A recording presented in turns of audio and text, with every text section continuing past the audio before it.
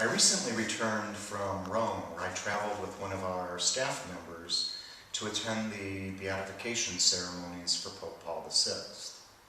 It was a joy and a real privilege, too, to be able to join in celebrating the life of someone so instrumental in the establishment of Tantur.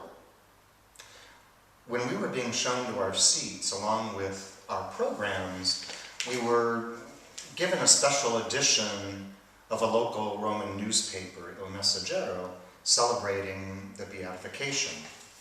And what drew my attention was the subheading on the front page, which described Pope Paul as Il Papa del Dialogo e delle Riforme, the Pope of dialogue and of reform.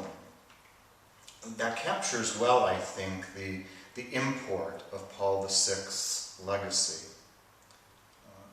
He's well known as the Pope who reformed the liturgy of the Roman Catholic Church. And at least for people in church circles, he's also remembered for his major reform of the Roman Curia. But for his commitment to dialogue, I think that Pope Paul is underappreciated. His meetings with Patriarch Athenagoras and Archbishop Michael Ramsey, as well as his discussions with Protestant observers at the Second Vatican Council, led to the establishment not only of Tantur, but also of official organs of dialogue between the churches. And he also encouraged dialogue within the Roman Catholic Church itself. He established commissions in order to look at thorny theological and ethical questions.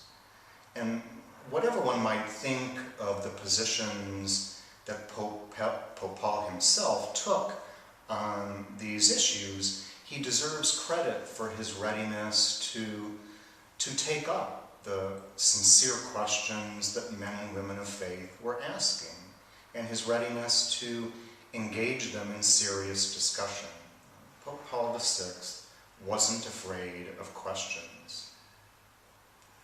In the years after his death, Paul VI became something of a punching bag for those Catholics who thought that his approach undermined the authority of the papacy. But I'll leave it to you to decide which undermines authority more.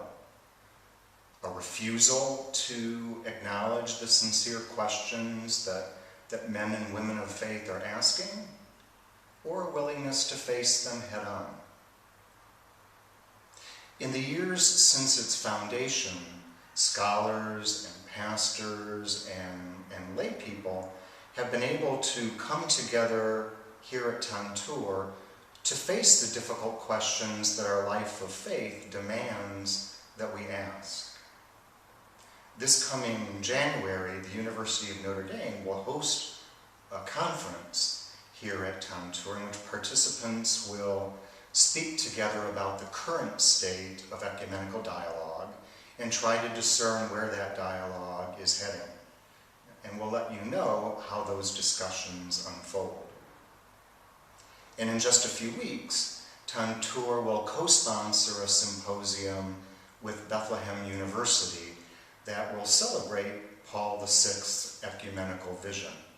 Alberto Blasco, who is an Italian scholar resident here at Tantur this year, will be speaking at that symposium.